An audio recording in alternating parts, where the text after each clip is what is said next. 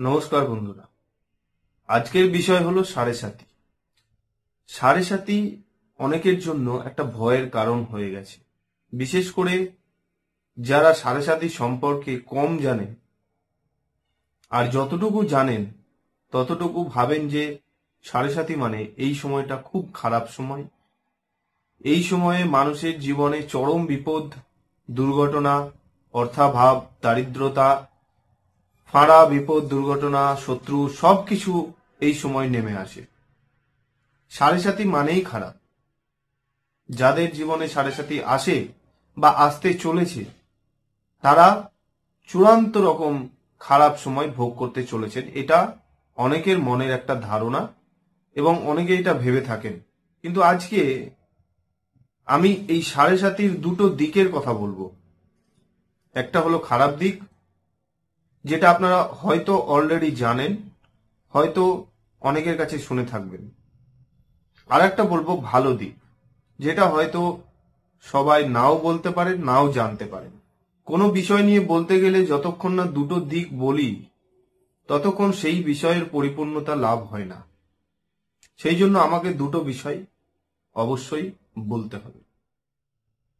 সাড়ে সাতি হলো শনিদেবের 7.5 বছর ধরে চলা একটা পরিক্রমা, যেটা রাশি অনুযায়ী গণিত হয়। রাশি বলতে আপনার চন্দ্র যে ঘরে বসে আছে সেটাই হচ্ছে আপনার জন্ম রাশি। আর সেই ঘরের ঠিক আগে যখন শনি প্রবেশ করলো, এবং 2.5 বছর, এটা জেনে রাখা ভালো যে একটা ঘরে শনি 2.5 বছর বিরাজমান থাকে, মানে 30 মাস পর্যন্ত।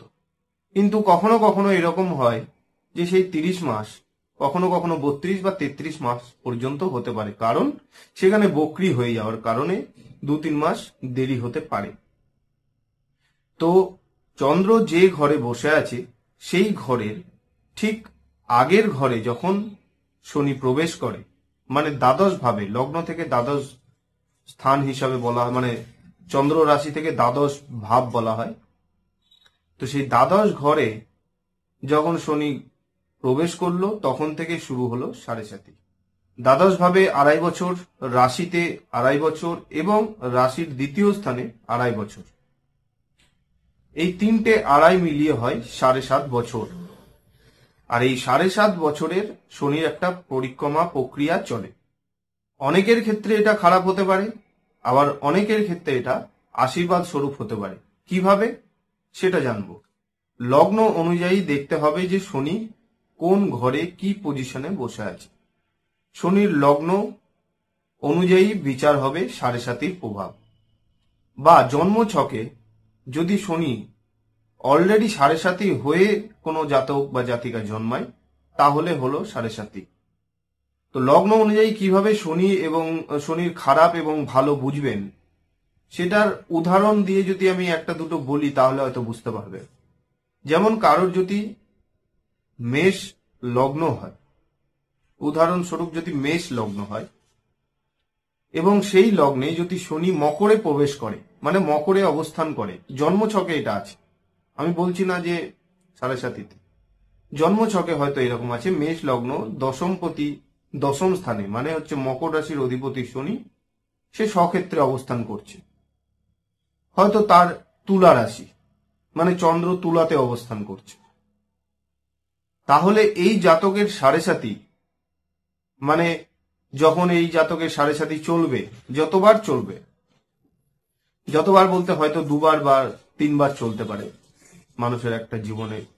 যদি পরমায়ু আমরা 80 বছর বা 85 বছর ধরে নিই, তাহলে হয়তো 3বার সাড়ে সাতি আসে।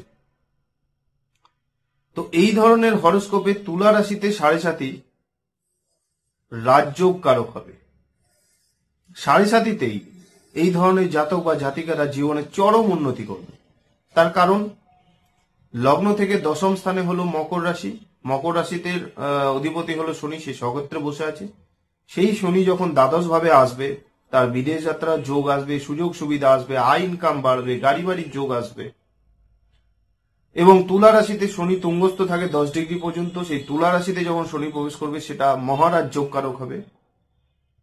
তার আয়, উন্নতি সবকিছু বাড়বে, নাম যশ খ্যাতি প্রতিপত্তি বাড়বে, বিবেক বোধ জাগবে, মিথ্যা এবং সত্যের পার্থক্য বুঝবে, অন্যায় এবং ন্যায়ের পার্থক্য বুঝবে। তো এই রাশির জন্য সাড়ে সাতি রাজযোগ কারক হবে।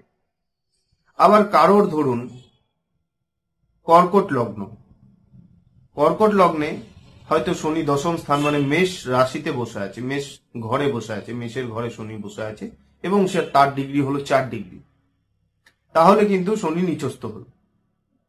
এই কর্কট লগ্নের হয়তো তুলা রাশি, ধরুন হরস্কোপে কর্কট লগ্ন তুলা রাশি, শনি বসে আছে মেষ রাশিতে নিচস্থ, কিন্তু তার তুলা রাশি, তার যদি আবার সাড়ে সাতি চলে তাহলে সেটা চরম খারাপ হবে। চরম খারাপ মানে শনি খারাপ দেবে তা নয়, তার কারণ হচ্ছে সাড়ে সাতি আসার যে সময়গুলোতে কর্কট লগ্নের শনি নিচস্থ শনি মানে সপ্তম এবং অষ্টম পতি মেষে বসে আছে নিচস্থ হয়ে, এই ধরনের মানুষের ন্যায়বোধ চলে যাবে, বিবেকবোধ নষ্ট হয়ে যাবে, ভুল কাজ করতে পারে, কোনো রকম খারাপ কাজ করতে তার কোনো রকম দ্বিধাবোধ করবে না, মানুষকে অপমান করতে পারে, যে তাকে ভালোবাসবে, যে তাকে বিশ্বাস করবে, হয়তো সেই বিশ্বাসের মর্যাদা সে দেবে না, এরকম চলবে। ঠিক যখন সাড়ে সাতি পিরিয়ডে আসবে, এই যে ভুল কাজগুলো সে করলো, এই যে ভুল কাজগুলো এতদিন সে করে আসলো, এবার যখন তার সাড়ে সাতি পড়লো, 18 বছর 20 বছর বয়সে হোক, 18 বছর বয়সে হোক, 25 বছর 30 বছর, যখনই তার সাড়ে সাতি পড়লো, তার ফলগুলো সে বুঝবে যে সে যে ভুল কাজগুলো করেছে আজকে তার ফলগুলো সে পাচ্ছে। এটাই হলো সাড়ে সাতির মজা। শনি কারোর খারাপ করার জন্য কখনোই উদ্বিগ্ন নয় যে খারাপ করতে হবে। শনি কে যে খারাপ করবে? আমরা কর্তা। আমরা যদি আমাদের কাজকে ঠিক না করতে পারি, আমরা যদি আমাদের বিবেকবোধ না জাগাতে পারি, তাহলে শনির দায়িত্ব, সেই ভাবের দায়িত্ব যে আপনাকে তার ফলটা দেওয়া। কেউ যদি কারোর সাথে খারাপ ব্যবহার করে এবং তার সাথে পরবর্তীকালে যদি খারাপ ব্যবহার হয়, তাহলে এটা আশ্চর্য হওয়ার কিছু নেই। এটাই হলো শনি, যে কর্মফল প্রদান করে। শনির দ্বার হলো কর্মফল প্রদানের দ্বার। শনি মানে হলো ন্যায়ের দেব। তো সাড়ে সাতি অবশ্যই দেখে নেওয়ার দরকার যে শনির পজিশন কেমন আছে। তো সাড়ে সাতি আসার আগে যদি শনি হরস্কোপে খারাপ থাকে, তাহলে এমন কিছু ভালো কাজ করুন, এমন কিছু ভালো উদাহরণ রাখুন সমাজের কাছে, নিজের চোখে মানুষের কাছে এমন ভালো কাজ করুন, ভালো ব্যবহার করুন, যাতে নিজের মন আনন্দে ভরে যায় ভালো কর্ম করার জন্য। দেখবেন সাড়ে সাতিতে কোনো রকম কোনো ভয় পাওয়ার দরকার নেই। হ্যাঁ, এরকম হয় যে সাড়ে সাতিতে অনেক সময় দেখা যায় যে ঘাত প্রতিঘাত আসে, যে কাজটা হয়তো তাড়াতাড়ি হওয়ার, যে কাজটা দুদিনে হওয়ার, সেটা দেরি হয়। কিন্তু হবে, হবে না এরকম নয়। শনি দেরি করাতে পারে, কিন্তু সে দাতা, সে দেয়। তাই জন্মছকে যদি শনি খারাপ থাকে, শনির পজিশন যদি নিজস্ব অবস্থায় থাকে, খুব খারাপ অবস্থায় থাকে, অষ্টম ষষ্ঠ দ্বাদশে অবস্থান করে, তাহলে ভালো কাজ করা শুরু করুন। অনেক উপায় আছে শনিদেবে, সেগুলো করা শুরু করুন। আর যদি জন্মছকে শনি খুব ভালো হয়, তাহলে সাড়ে সাতি তো আশীর্বাদ মতো নিয়ে আসবে। যেমন আর একটা উদাহরণ দিই, যদি কারোর মকর লগ্ন হয় এবং মকর রাশিও হয়, ধরুন মকর লগ্ন মকর রাশি, তাদের কিন্তু সাড়ে সাতি, এবং হ্যাঁ এটা বলে রাখি যে শনি হয়তো সেই রাশিতে মানে মকরে বা কুম্ভে অবস্থান করছে, তাদের কিন্তু সাড়ে সাতি অতটা নেগেটিভ প্রভাব ফেলবে না। তার কারণ শনি তার নিজের ঘরে অবস্থান করছে। মকর এবং কুম্ভ রাশি হলো শনি নিজের ঘর, সেই ঘরে সাড়ে সাতির প্রভাব অনেক কমে যায়। অনেকে বলে চন্দ্র মকর রাশিতে আছে, সেই কারণে সাড়ে সাতির প্রভাব খুব তীব্র হবে। একদমই নয়। আপনার লগ্ন, আপনার রাশি অধিপতি যদি আপনার লগ্ন বা রাশিতে অবস্থান করে, তাহলে সেটা খুবই ভালো, এবং গোচরে যখন অবস্থান করে সেটা তো আরো রাজযোগ কারক ফল দেয়। এর জন্য প্রয়োজন হচ্ছে হরোস্কোপ ভালো করে অ্যানালাইজ করা, সময় থাকতে, মানে সমস্যা আসার আগে যাতে সমস্যা না আসে তার জন্য প্রতিকার করা, সুমিরন করা। কবিরের একটা কথা আছে, এই ভিডিও বানাতে হয়তো মনে পড়লো, যে दुख में तो सभी सुमिरन करता है लेकिन सुख में कोई सुमिरन नहीं करता। আর যে সুখে সুমিরন করে তার কোনোদিন দুঃখ আসে না। তার মানে যে দুঃখ এলেই মানুষ ঈশ্বরকে ডাকে ভালো কাজ করা শুরু করে, সুখের দিনে সব ভুলে যায়। আর যে সুখের দিনে ভালো কাজ করে, ভগবানের প্রার্থনা করে, তার কোনোদিন দুঃখ আসে না।